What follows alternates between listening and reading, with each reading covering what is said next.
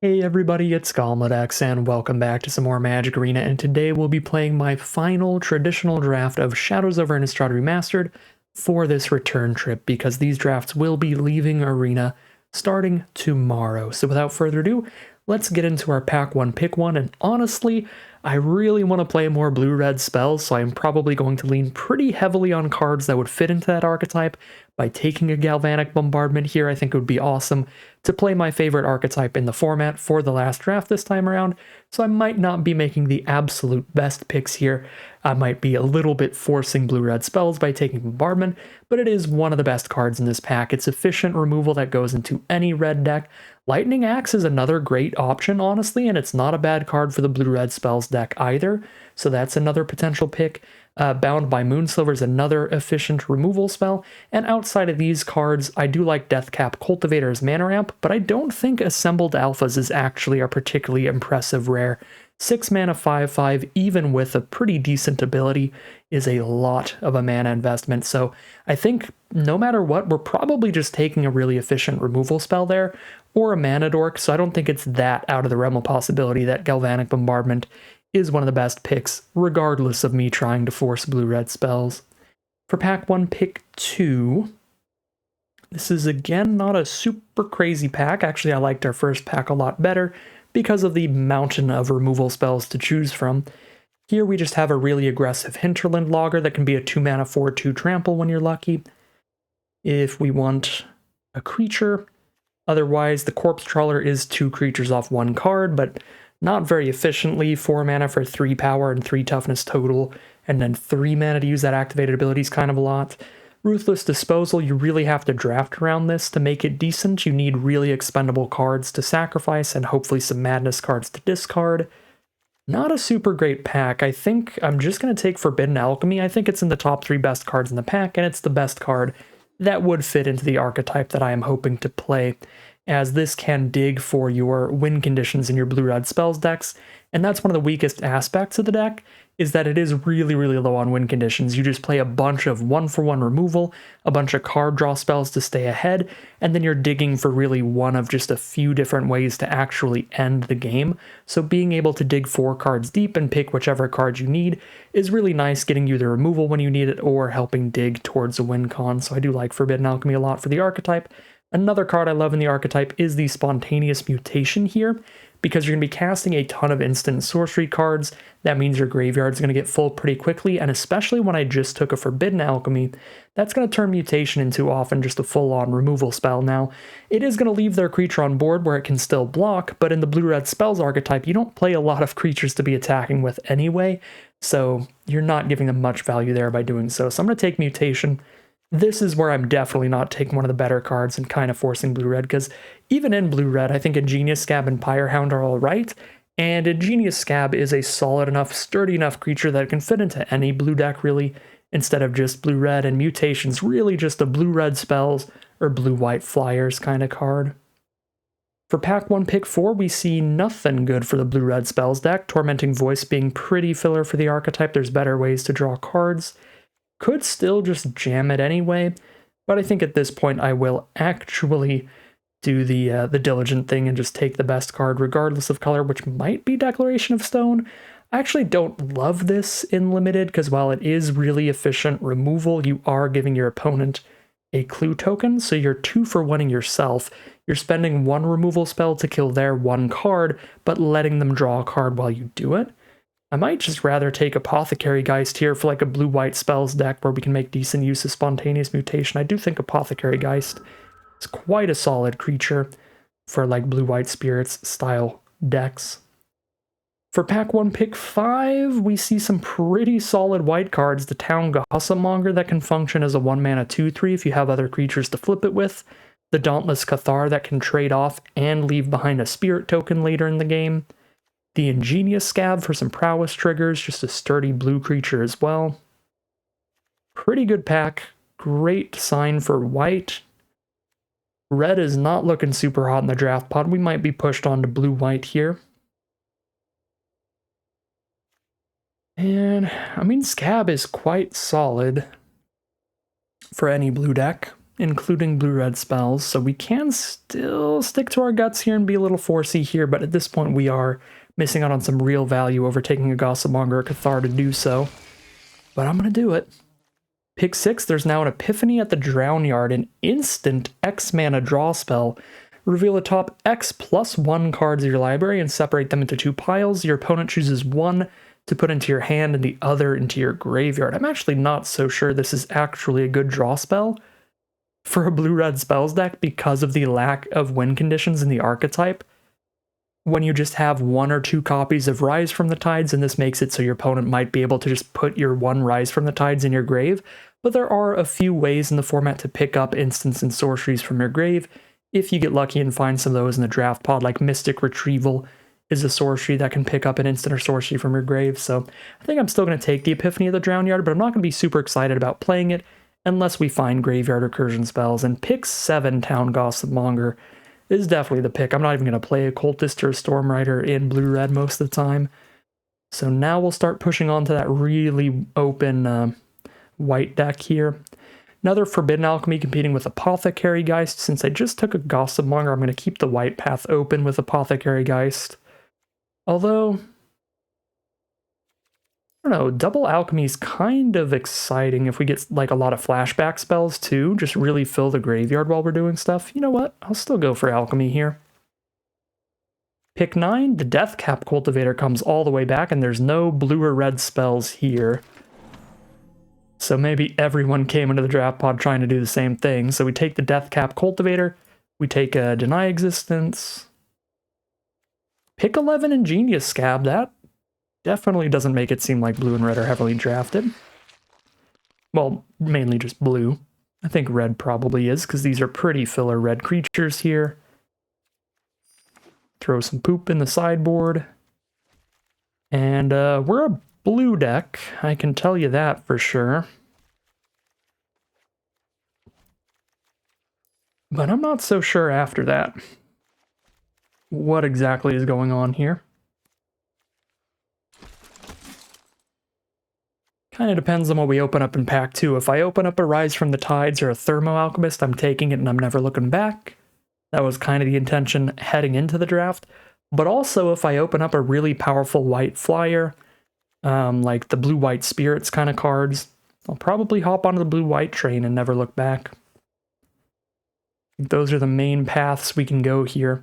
Blue-black zombies is a thing, but I don't think it's a super powerful archetype at all. Same with like blue-green self-mill includes and stuff, it's just okay. Well, we didn't open up a great blue-white spirits card, and we didn't open up a great blue-red spells card. Shreds of Sanity is alright, because it can give us that graveyard recursion if we mill one of our win conditions to Epiphany at the Drowned. So that's pretty decent, but a second Galvanic Bombardment is a huge deal. Having really efficient removal is a big way these decks stay alive. Tamiyo's Journal is a massive card draw engine, but a really slow one. Take Inventory is nice in multiples. I think I'm going to take Bombardment here and hopefully get a Mutation or a Shreds of Sanity back. I think one of these two should be able to make it through the draft pod if there's not a lot of blue-red players. So let's take the Bombardment, see if we can be where I want to be for the final draft of the format. Now we do find a Nebelgast Herald, which is going to be the pick because none of these red cards are good for blue-red spells, except maybe Tormenting Voice is okay.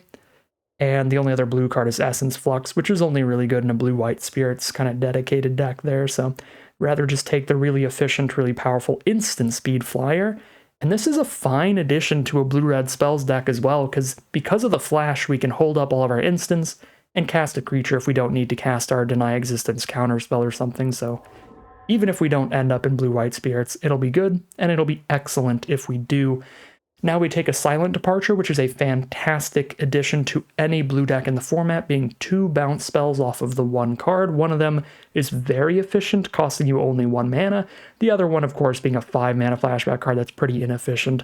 There's a Subjugator Angel here, which looks pretty insane, but a lot of games are going to have each player just attacking past each other, where there's not a lot of blocks happening anyway. In that case, it's a 6 mana 4/3 flyer that doesn't really have an ETB effect, but if you're in a board stall, it will win the game. At that's just kind of a narrow situation. If you're on the defensive or if you're just racing past each other, this is just a very overcosted flyer. So not actually a massive fan of the Subjugator Angel. I do like Duskwatch Recruiter quite a lot, but we're pretty far from green. So taking the Silent Departure over the okay big white flyer to go with our blue-white flyer stuff.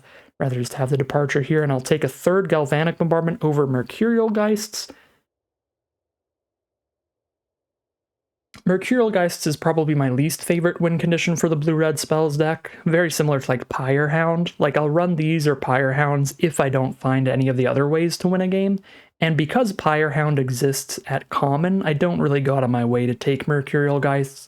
The problem with them is that blue-red spells decks will almost always play a really low creature count, and part of the upside of that is that if your opponent has a bunch of removal spells in their hands, you're kind of blanking multiple of their spells for quite some time. The downside of that is if I sit there and kill every creature they have and counter every spell they have for quite some time, and then I play a Mercurial Geist to try to win, they're going to have 3 or 4 ways to kill that thing stuck in their hand by the time I cast it. So that's why I don't take those kind of cards super highly, but I do take the Galvanic Bombardments incredibly highly.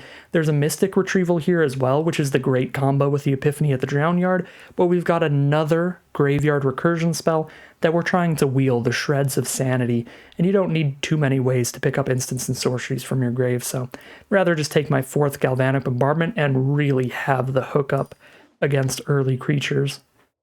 Pack 2, pick 6, now we get a Fiery Temper, which is excellent with Madness cards and another way to clear out small creatures. Pick 7, there's an Ingenious Scab and a Pyrehound, some of the common ways to win a game in these blue-red spells decks. I think I'll take another Scab for just the cheaper threat here.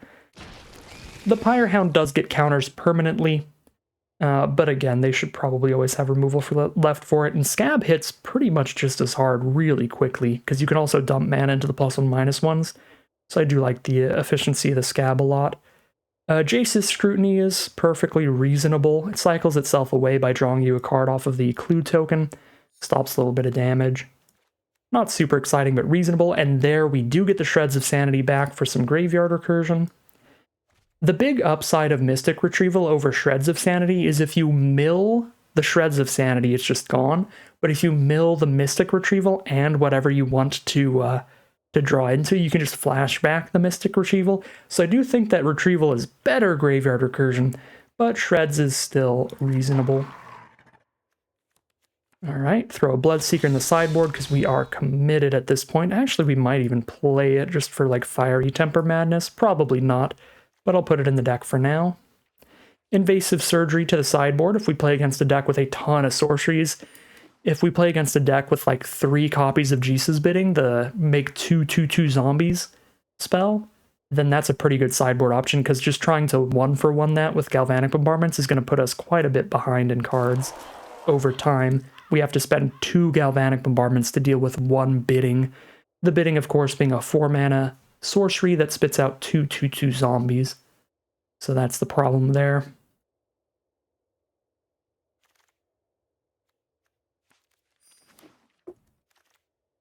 Alright, we got the surgeries in the sideboard, and the only thing that we need to make this deck incredible is one of the big win conditions, like the spell that puts a 2/2 out for each instant sorcery in your graveyard. That would just immediately make this deck incredible. Right now, it still looks like an okay deck we can just beat down with Ingenious Scabs.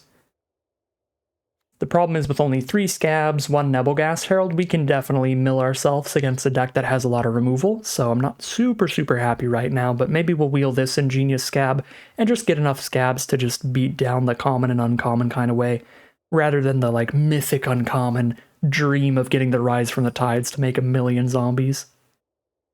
But we can still hold out hope for a couple more picks here. The only deck that should be taking the Rise from the Tides is a blue-red spells deck. I do like Compelling Deterrence when we have 3 Ingenious Scabs. If we have a zombie on board, this is a really good bounce spell, and even if we don't, being instant speed is quite nice on this. I think I'd take the Deterrence over the Pyrehound, honestly, and just wheel that 4th Scab if we're lucky. Okay, nothing for blue-red spells. Looks like we are not going to get a major win condition. We're going to be all in on some Scabs. which is kind of gross. Kind of gross when you say it that way. Just kind of disgusting terminology all around. Yeah, none of these spells are good at all. The Cultist trades off and draws us a card. The Gryph is 1,000,000 mana, but it draws us a card when we play it. We don't have any good cards to sacrifice to the Emerge cost to really reduce its cost, so it's a 7 mana 3/4 flyer that draws us a card. I think I'll still take it over the 3 mana 2/2. Alright, we get a Pyre Hound, another filler win condition. Not exactly what we want, but gives us more threats. Pieces of the Puzzle's a pretty great piece of card draw. Picking the best 2 instant sorceries from our top 5, milling everything else. Really good way to dig super far for a win condition. And when our major win conditions now are Ingenious Scab and Pyre Hound, an Uncaged Fury can change the clock drastically. It can kill an opponent out of absolutely nowhere with those cards, so take an Uncaged Fury. Let's cut a Wretched Gryph, go for 16 lands here. Get another Scab. I'm taking that over the counterspell here, because the counterspell is pretty narrow, only countering creatures and being 3 mana. Kind of rough. If it was only 2 mana, then it would be pretty good, or if it could counter any kind of spell, then it'd be pretty good. But it has both of the drawbacks, where it's narrow and 3 mana. So we got a Scab back. I guess we could take an Epitaph Golem for the sideboard if we do end up in a matchup where we are milling out a lot. Because I'm not going to play an Essence Flux or the self-mill card there, and we did get the Ingenious Scab to come back, so we're on 5 Ingenious Scabs, and that is our win condition to this deck. Play this thing out, and you will be surprised how much damage it can hit for out of nowhere. Sometimes this is going to just dome our opponent for like 6 damage, and it only takes a few hits if we can do that much damage with it. So we'll be taking the Scab, and the other thing that we can do, even if it isn't getting prowess triggers, even if we aren't dumping too much mana into it, if we just keep the path clear with all of our removal and bounce, even with no prowess triggers, this hits for 4 damage a turn. It's a pretty quick clock, even if things aren't going perfectly. And if they are going perfectly, where we're getting extra prowess damage as well, then it's obviously immensely fast. Alright, let's not do the Bloodseeker or the Deranged Whelp, I think. But everything else here makes the cut, and we kind of just get to hop right into the gameplay here. Another Epitaph Golem for the sideboard is super reasonable. It's nice to have the redundancy there in case I mill one to my Pieces of the Puzzle or Epiphany at the Drown Yard. Alright, and the deck that we've drafted is just immediately the deck that we are going to run with. We just cut 1 land here, with a decent amount of card draw and just relatively cheap spells in general. So cut another mountain. Fiery Temper does get pretty difficult to hit that double red if we do that though, but we have no double blue spells, it's just blue is very important, although with 4 Galvanic Bombardment, red's also quite important. Even if there's less spells, it's important to have red sources early as possible, because this is our only full-on early game interaction. I guess we can just bounce for the initial game, but I'm pretty cool with the 8-8 split here, and we'll call it a deck there. Alright, here we have a look at our final deck list for today. We're on a blue-red spells deck where our primary win condition is 5 copies of Ingenious Scab. The idea here is that we're going to slam this thing down turn 3, then we're going to keep bouncing their creatures, burning their creatures away with Galvanic Bombardments, and slamming them in the face with this Ingenious Scab for somewhere between 2 and like 6 damage if we get some prowess triggers and some +1/-1s going. So the Scab can kill an opponent deceptively quickly, especially when paired with tons of 1-mana ways to clear a path for it. 1-mana cards like Galvanic Bombardment to kill their creature, 1-mana cards like Silent Departure to bounce the creature, some 2-mana ways to do so as well with a compelling deterrence to bounce something, and some 3-mana interaction with a Fiery Temper and a Deny Existence. We've also got a Nebelgast Herald that can tap something down and get some more damage in on the ground and then start chipping away in the sky, and a Pyre Hound that can get really big if the game goes long. So the game plan here is to resolve a Scab, clear a path, and beat them down in just a few swings, and we'll see how it all plays out for us as we head into the gameplay. Here we are for game 1 of round 1 with our opponent on the play. We are on a 2-lander here with a bunch of 3-mana cards, but I think it is still a keep. We have 3 draw steps to find a single land, and we did find it on the first draw. Our opponent starts with a turn 1 Hinterland Logger, which is actually gross against our hand. We have plenty of 1 and 2 mana plays in the deck, but of course when our opponent plays a 2 mana werewolf, we'll have none of them in our hand. I think we have like 10 2 mana or less cards in here. Unfortunate way to start things off. And there's a Deranged Whelp for our opponents. There's one of our 1 mana plays. Probably have to Fiery Temper the Timber Shredder at this point. Although if I Fiery Temper the Deranged Whelp, I'm getting rid of a menace threat, but I'm taking significantly more damage right now. I think we just temper the Shredder, and we'll probably have to bounce the Whelp. Keep that under control for a little while. And we don't really have the time to just hold up a Deny Existence next turn. Overplaying an Ingenious Scab. Although if we draw into Galvanic Bombardment, we kind of do. Because now I can Bombardment to affect the board while still holding up Deny Existence. I guess I could still Departure and hold up Deny Existence, but I would obviously not deny any of the creatures I'm bouncing anyway. Yeah, let's go Bombardment, hold up Deny Existence here. I think that's fine. Bombard the Whelp.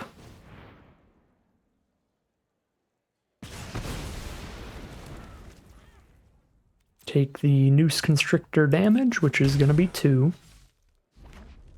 They play a land, drop a 5-drop Thornhide Wolves, and we will counter that. Now I get to play a Scab and still hold up a Bombard. Never let Arena auto-tap anything.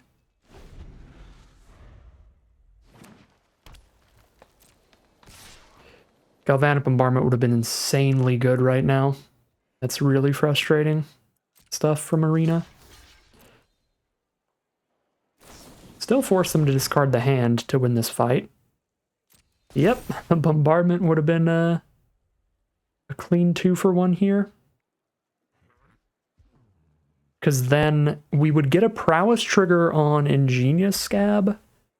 Actually, no. If we Bombardmented here, since they had Uncaged Fury specifically... No, it would have still worked, because we would cast Bombardment in response to Uncaged Fury, and Bombardment does 3 damage right now because of that. So we'd be shooting a 2 Toughness Constrictor for 3. They could respond by discarding a card, but it would still die before Uncaged Fury resolves, so Arena Auto-Tapper just completely hosed us there. Which is pretty gross, but I think we're still in a very winning position. 4 cards to 1 in hand with the Bombardment to kill the Constrictor. But let's make sure to make it so Arena can't be a complete idiot this time. And we will manually tap for Ingenious Scab. Arena just really wants to bounce the Constrictor instead. I guess it makes sense. It doesn't have, like, really advanced auto-tapping stuff where it's like hold up for the removal spell over the bounce spell, so it just sees that if they hold up a blue mana, it's able to pay for a bounce spell or an activated ability. So it's like there's 2 reasons to maybe hold up blue mana and only 1 to hold up red. But holding up the red mana is still significantly better because of the instant speed with a prowess creature on board and being hard removal instead of a bounce spell. Send in the Constrictor, just go for the block. They go for a discard here, but I can Bombardment before that ability resolves, so even if they discard another card, Constrictor is still 3 or less toughness and it dies. Okay. Now we are just pressuring them with Ingenious Scab damage. Hit for 3, drop another Scab. We've got 2 1-mana spells and an Uncaged Fury, which is going to be insane amounts of damage. There's a Duskwatch Recruiter with the mana up to immediately use it to try to draw a creature. They don't find a creature in the top 3, which is beautiful. Means I get to just Bombardment the Recruiter before they use it anymore. Don't feel the need to hold up instant speed bounce here. Let's just get 2 more damage in. And also Uncaged Fury isn't quite lethal yet. It would put them down to like 3 life, I think. Maybe 2. But now, is it lethal? Nope. 4 power Genius Scab still hits for 8. That is not a lethal amount of damage. I do have a Nebelgast Herald to hold up now, so I should have buffed that once. I just clicked too fast. The idea was going to be buff once and then play Nebelgast Herald, but still Nebelgast Herald now. Hit for 6. So I guess I could have hit for lethal here without showing them Uncaged Fury if I didn't forget to buff Scab last turn. Now I have to show them a spell. I have to show them specifically Uncaged Fury if I want to kill them this turn. Yeah, I mean, they're not really going to be able to play around it well anyway, so let's just show them the Fury. Alright, there is the concession. We're going to start things off 1-0 heading into game 2. I am perfectly happy with this deck against your average red-green werewolf deck. We do have 4, 5, 6, 7, 8, 9, 10, exactly 10 cards we can cast for 2 or less mana.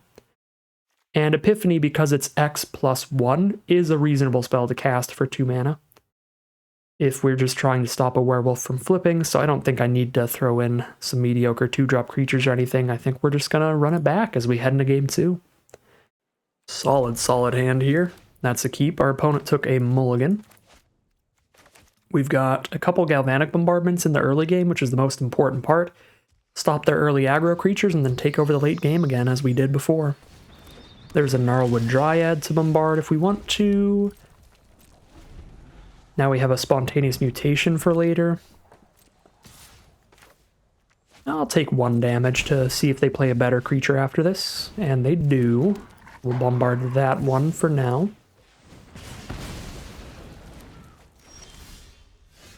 Okay, now I can hold up Bombardment and Mutation. Mutation lets them chump with the Dryad once.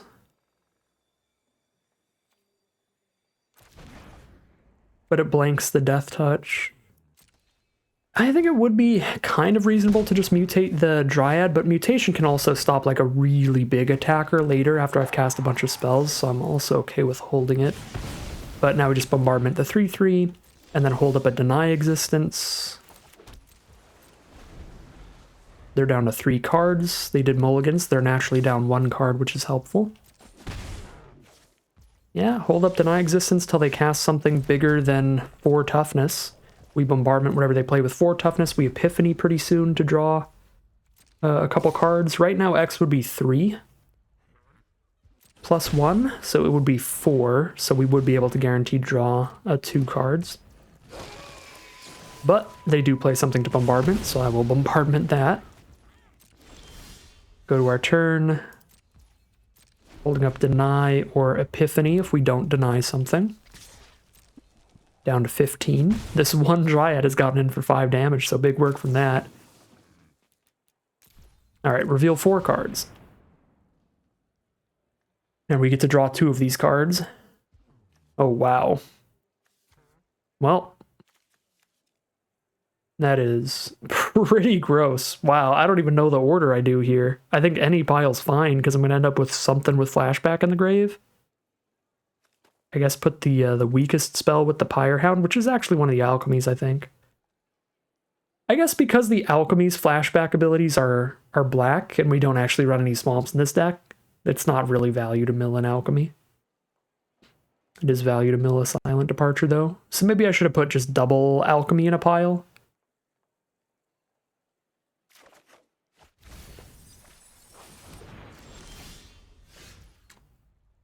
So that way, if they get rid of our Pyrehound, we still get Flashback value off the Silent Departure.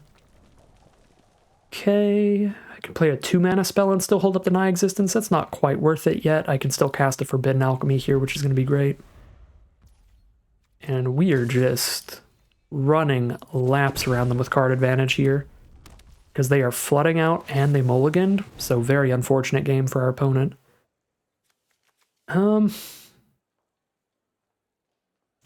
actually getting pretty low on burn. I'm going to take a Fiery Temper here.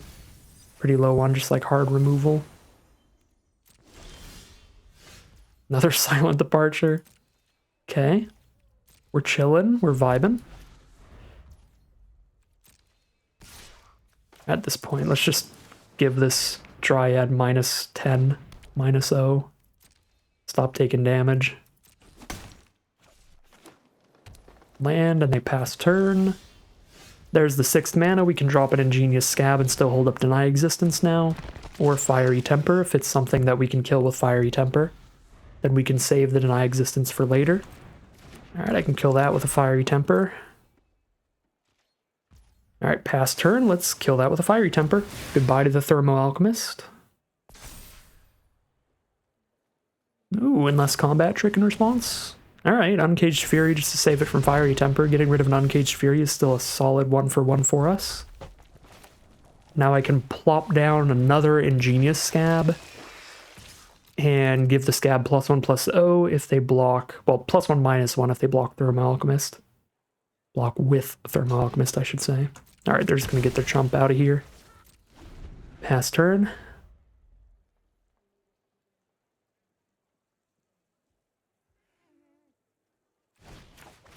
There's an Incendiary Flow on an Ingenious Scab, and I can't trigger Prowess here at instant speed.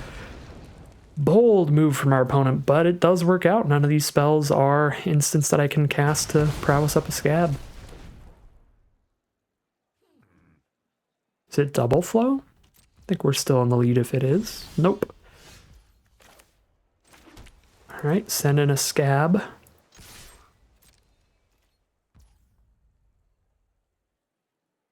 They could have Galvanic Bombardment, 2 damage at instant speed. I think I do play around that. Let's just poke for 2. Unless they block. I guess if it was Galvanic Bombardment, they'd probably block there, right? Because that incentivizes us to turn the Scab into a 2-toughness creature. With double Silent Departure in the hand, I think I actually want to just start casting that and getting Prowess triggers rather than just immediately countering this Arsonists.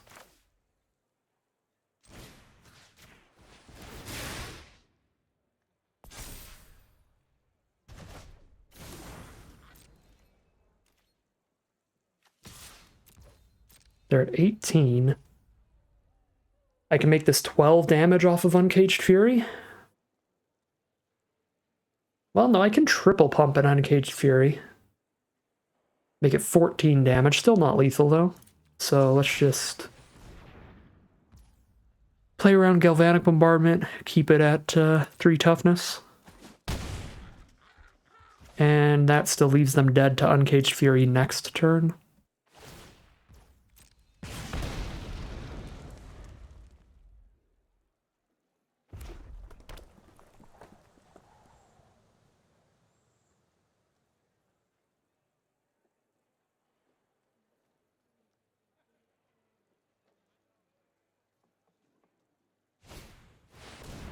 Bedlam Reveler. Alright. So I can deny that, and now we know they don't have a Galvanic Bombardment in hand. We know their hand is just 1 creature here, so I can Silent Departure the Alchemist and just jam in for 1,000,000 off this Uncaged Fury. And that's going to be 2-0 for game 1. Or round 1, I should say.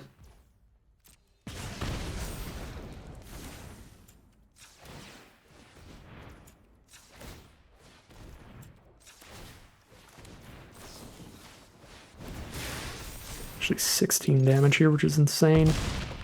All right. We are 1-0 heading into round number 2.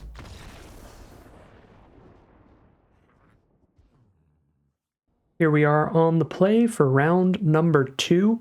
And when I get the choice, I am going to choose to be on the play so I can try to curve out with Scab and get that early damage in alongside bounce spells. But I honestly think it's really close with this deck, whether being on the play or on the draw is better. I think both are quite good for us because we have 4 Galvanic Bombardments and 2 Silent Departures. We really don't mind being on the draw. Plenty of 1-mana ways to interact with their early threats, and we just take the card advantage of being on the draw and run with it a little bit there, so I don't mind too much either way, honestly. Start things off with our turn 3 Ingenious Scab. It is the first creature that hits the board, which is excellent for us. We can get a lot of damage going. Next turn I can bounce their threat and also cast another Ingenious Scab here.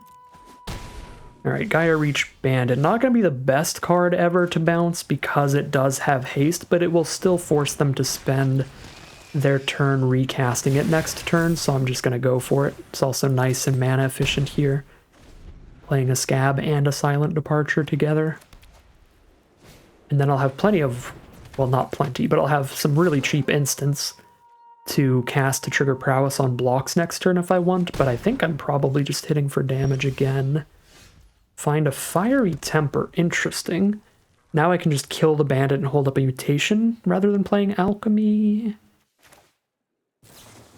Yeah. Let's temper the bandit here, and I can get extra Scab damage into Strength of Arms. That's fine. Still a 1-for-1 trade, and I'm not worried about the crackback really at all, especially with Spontaneous Mutation. But I guess at this point I might as well just Spontaneous Mutation right now and get another Prowess trigger. Hit for 9 here, and then we just Silent Departure their next threat because we have 5 mana. So whatever they play next turn, I just Departure that because that spell probably doesn't have haste. Yep. We can definitely Departure Sigardian Priest. And now they just hold the bandit back on blocks, exactly where we want them to be here, really. I'll play the land so I can also buff a Scab in this same turn. I guess exiling this Departure from our grave made the Gaia Reach Bandit a 2-2 instead of a 1-2 again, but that is still small enough to die to Scabs without killing one of them. Ooh, maybe because we know they have a +2/+2 trick, I should have just waited there, so if they had another +2/+2 trick, I could still win the trade, but luckily for us, it was just a Galvanic Bombardment, which is fine. Doing a +1/-1 over here wouldn't have changed Bombardment at all. Ooh, a Temper for our other threats, so they're at 4 life, but we are out of threats. And that's a problem. Now we get a Nebelgast Herald, and that's a great draw. Is there anything that I could draw that I'd want to play main phase rather than playing a Herald? I don't think so. I mean, even if I hit an Ingenious Scab, I'd rather play a Herald, because if I just play an Ingenious Scab and hold up Alchemy... Sorry, if I just play an Ingenious Scab and be tapped out, because I'd have to play the Alchemy to find an Ingenious Scab, then they tap it down during the end step. So yeah, I'd rather just Herald down the Priest so we can guaranteed hit them for 2 on our next turn. So we'll hold up the Herald and the Alchemy and do these both at instant speed. And this way, if they cast like a bomb rare creature or something, I can Alchemy with the ability to pick up a counter spell in response if I want. I don't think I want to counter Fiend Binder, but I do want to have my options in response to this. I could counter it. Think I'd rather just put them to 2 here. So we're going to put them to do 2 with Nebelgast Herald. And then we kill them with 1 more Swing in the Sky, so we're just looking for burn to kill Sigardian Priest to win this game. We actually just take Epiphany as a bigger card draw spell than another Alchemy. Dump all our mana into Epiphany next turn. Or maybe all but 1 of our mana.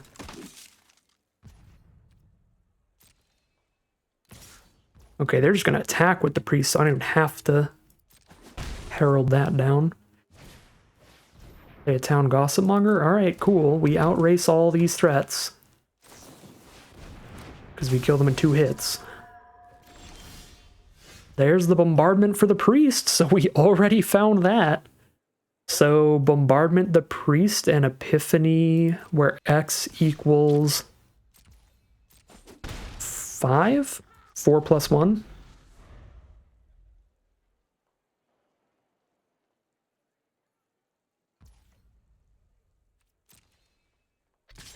I guess I should have Bombardmented the Priest during our turn so they can't tap it to flip the Gossipmonger if that ends up mattering. But also, this way they don't know we have the Bombardment till they move to their end step, so it gives them less opportunities to try to deal with the Nebelgast Herald another way. Let's see. Alright, that was their only way to deal with the Nebelgast Herald damage, and we start off round 2, 1-0. yet again, happy to run it back. Our biggest sideboard options are the Invasive Surgery against decks with a lot of those sorceries that make multiple 2/2s. Maybe in the mirror match as well, if they have the Rise from the Tides that makes a million 2/2 zombies, then this is a great sideboard option, but this is not that matchup. Or against decks that have a little bit of mill, because we could definitely mill out with this deck. And then we've got the 2 Epitaph Golems for that, so not really any major sideboard options for just general random red-white aggro stuff, green-white aggro stuff. I think our deck is just immediately set up for that kind of matchup. I'm really happy to run it back. Our opponent does choose to be on the play here. His hand is a definite keeper. We have 3 draw steps to find land 3 for everything to work perfectly, and if we don't, I can Scrutiny turn 2 and sack the clue turn 3, so then we'll have 4 draws by the time we need to see that land. But we just hit it immediately. Never didn't have it. Hit another land as well, which is still helpful. We'd prefer it to be a second island over a third mountain, but you can't have it all. Okay, there's a Galvanic Bombardment to deal with the Cathar, but Cathar is actually pretty good against our deck because it has that relevant ability to be used from the graveyard. I think I'm just going to play an Ingenious Scab here, and then with 4 mana I can play a Herald and a Bombardment next turn. Be pretty mana efficient and get some Scab damage going. Speed up our clock a little. But maybe with our opponent on the play, we should just play the full defensive here.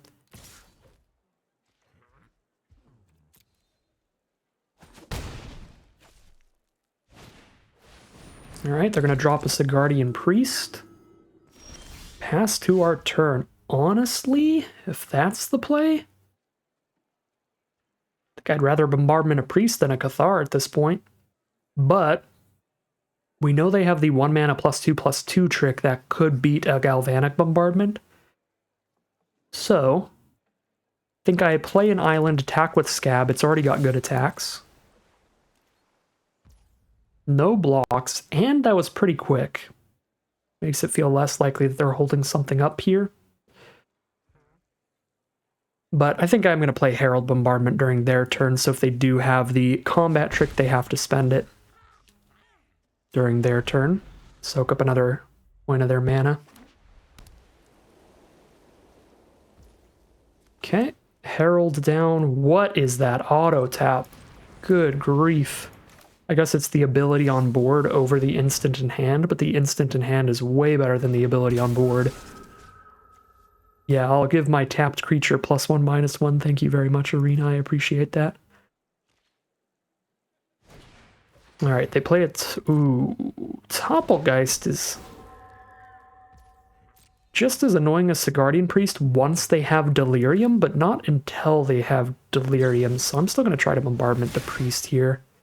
This gets them to spend their combat trick right now, so they can't use it like trying to have their guys kill a Herald, and they just don't have the combat trick, period, so this Jace's Scrutiny is going to be phenomenal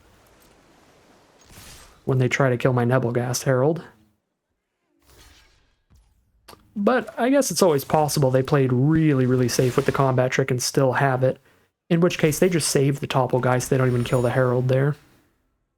I've got a Forbidden Alchemy to cast, so I don't think I'm buffing the Scab. I guess I could main phase the Alchemy, but I do love the threat of counter spells. Probably too much. But it gets our opponent to maybe consider playing their second best creature instead of their best creature this turn. Okay, well they're definitely playing their best creature this turn. Luckily we don't have a counter spell though. So, works out for our opponent for sure. Need to find a Silent Departure now, off of this Alchemy. They've got no legend to search up for with the Lancers, which is nice. Pieces of the Puzzle is probably the pickup here. Because Bombardment would be 3 damage, which is not enough. Yep, and that digs real deep for the bounce spells. And we still have Shreds of Sanity for anything that I just milled. I think I go double red here. And then we're going to play a Silent Departure for 1 and sack a clue for 2, ideally. Well, Bombardment's for 4 damage now, so I guess we're doing that. Let's put that in our hand. And honestly a temper, because I'm starting to mill a lot. I don't really want to mill 4 more after this. I guess I still have 18 cards, so I could, but... bombardments... 2 other bombardments engraved. Yeah, 4 damage. Goodbye, Lancers. And we can double buff the scab here. Or sack a clue to draw a card, but we're already ahead in cards. Let's actually go for damage here. They are down to 7, and we've got a fiery temper in hand to shoot them for 3. I could even temper and then pick up the temper and do it again. Because I can use Shreds of Sanity to pick up the temper and then discard it to the Shreds of Sanity. I'd have to have a 4th red source to do that in 1 turn. Oh my god, but that would be a way to just kill them in the sky with Nebelgast Herald and then double temper. So I think I'm going to go for that against 5 toughness on the ground here. Let's try to just temper it up. No! There's the Puncturing Lights for the Nebelgast Herald. Alright, I can still put them to 1 off of double temper, which is a thing. 17 cards left to find a way to kill them. Can also double temper all their blockers, but then they get a 1/1, but a 1/1's just a chump blocker anyway. What sorceries do I have to pick up here and other pieces of the puzzle to find bounce spells? Honestly, I don't hate that. I really don't hate that. I can put them to 1 and have a pieces of the puzzle in hand, or I can clear their board and have a pieces of the puzzle in hand, and I think clearing the board's actually better at this point.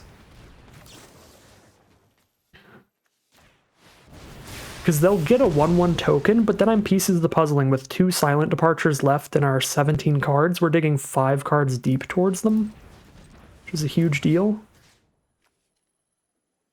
The instant is going to be Fiery Temper, the sorcery, pieces of the puzzle. Discard the Fiery Temper. Shoot the Cathar. Okay. So they have a 1/1 Spirit from Dauntless Cathar, and then maybe they cast 1 more creature. We piece of the puzzle, try to bounce both. Find the kill from there. Okay, 1/1 Flyer. We've got tons of ingenious scabs. There's a silent departure right there. Beautiful. I can departure and play another scab.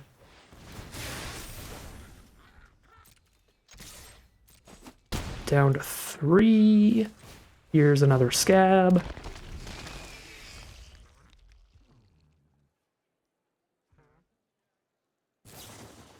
There's a fiery temper off the top, but it only kills 1 of the scabs, and even without prowess, our first scab is threatening up to 4 damage, so that is another nice, clean 2-0 in round 2. We are 2-0 in the rounds and 4-0 in the individual games. As we head into round 3, the final boss, with potentially massive prizes on the line. The difference between 1,000 gems in 3 packs or 2,500 gems, 6 packs, and 2 play-in points. So fingers crossed we can get the nice, clean 3-0 to wrap up these traditional drafts of Shadows Remastered. Here we are now for game 1 of the final round. I am going to be on the play again. This is going to have to be a mulligan, unfortunately. But, yeah, we are in that final boss here for the potential maximum prizes, which should be pretty exciting. Keep this 6 and get rid of the Uncaged Fury since it is such a late game play.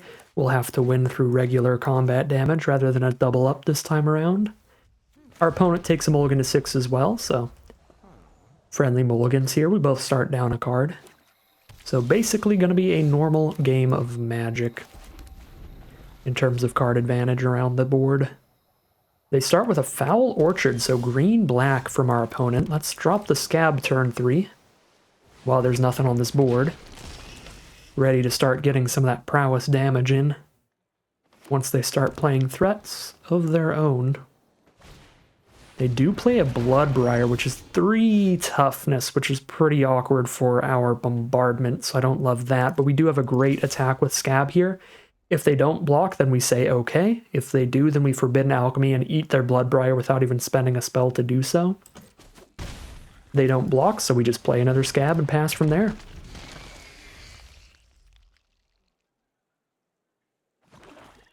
As soon as they play something that dies to the first bombardment, we can kill the Bloodbriar with the second bombardment, so that's nice. But both of their creatures have 3 toughness, so the first bombardment is looking quite awkward here.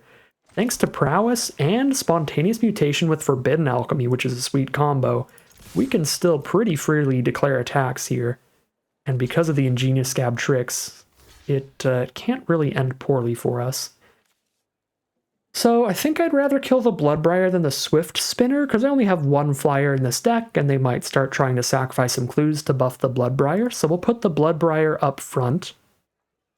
And then we're going to cast Forbidden Alchemy and Mutation. If I had a blue-red duel, that'd be awesome here, because then if I mill one of my bombardments, I can kill both their creatures, but I just don't know if I'm going to mill a bombardment or not. So I need to just hold up a blue, I think, to mutate the Swift Spinner here. So we don't just trade the Scab off into 1 creature. Alright. Well, we would have milled one of our bombardments. I think, honestly, because their stuff's 3 toughness, I'd rather just pick up another Scab or a Scrutiny here than actually put this bombardment in hand. Just naturally having the 3rd bombardment in grave is pretty helpful already. So let's go for another Scab. Let's just have threats all over. And now let's mutate the Swift Spinner. Now we kill the Bloodbriar without even losing the Ingenious Scab.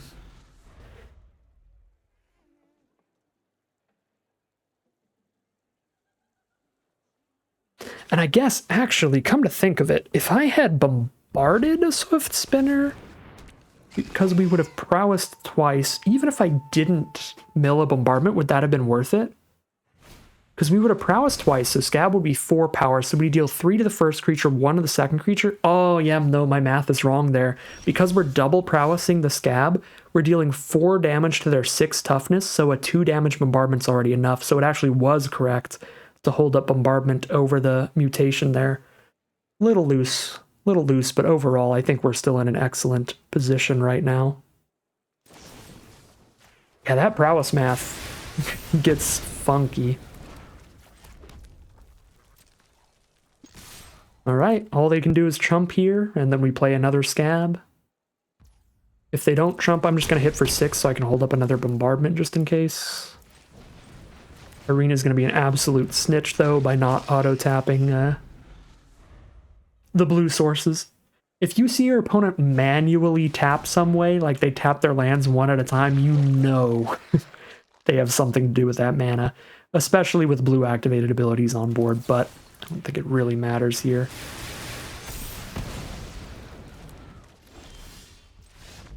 Alright, there is the concession from our opponent, and I think once again, that was another loose line. I probably, because I didn't have any other spells in my hand, I probably should have just waited and shot their creature during my turn just to get the 3 Powerhouse triggers when I'm actually attacking in for damage.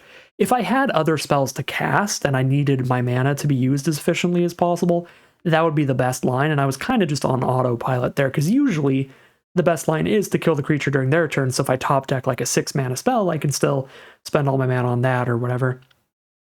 But not the case when you've got 3 Prowess creatures and no spells in hand. And I don't know why I can't speak today. Prowess, not Powess. Anyways, matchup looks good here. It's green-black mid-range stuff. Plenty of creatures to shoot with our cheap cards. Plenty of creatures to bounce. There's a bump in the night for burn. I don't think we're scared of that at all. I think we've got a quicker deck than theirs. Just because of all the really cheap interaction here. So I don't think the burn spells are going to matter. We didn't see any mill. We didn't see any great sorceries. Let's run it back and see if we can't get the crisp, clean 6-0 in today's traditional draft. Ooh, that's a great start. We'll definitely keep this hand. Get that bombardment at the ready. And then start playing some Scabs. It's a field creeper, just a 2-1. Don't feel a need to bombardment that. take 2 damage a turn for a little bit here, with multiple scabs in hand to outrace them.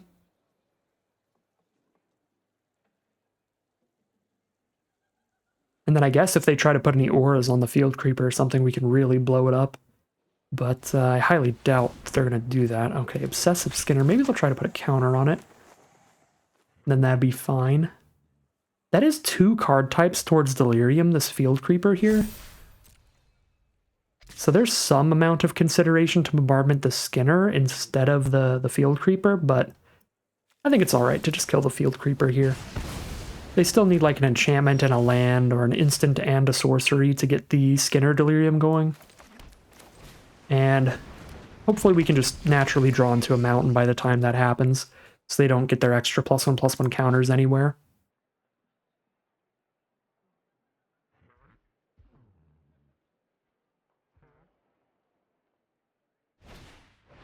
There's a Graph Mole, which is just a 2/4 creature. We'll easily bounce that with Silent Departure. Simple, simple play. Bounce and play a scab. We do hit the red source for the Fiery Temper, which is beautiful. But let's just bounce a Graph Mole right now. I guess I could try to get the 2-for-1 there. Just attacking with the scab. Playing a mountain, holding all my mana up.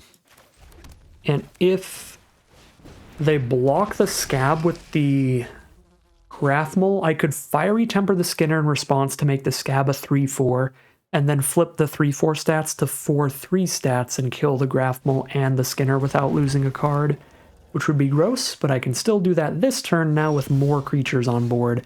So I think this probably works out just as well. And now we might not even have to use the Fiery Temper, because again, Skinner is not that good to kill with a Fiery Temper right now.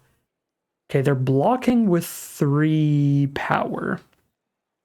So if I don't alchemy into another instant, I can't kill both of these off of Forbidden Alchemy without also losing my scab. So I guess I just put the Skinner up front, get the free kill there. And if I hit another instant or sorcery, we might kill both. Although I suppose I'd have to spend a Galvanic Bombardment. That's my only 1 mana instant. Yeah, no, we probably just kill the Skinner and don't lose a creature, which means I hold up double blue and just double buff scab. I think that's reasonable. Hold up double blue to hit them harder with this scab. Yeah, we do find a bombardment. Which, with a Fiery Temper in hand, I don't think I really need. I'm actually just going to take a Nebelgast Herald.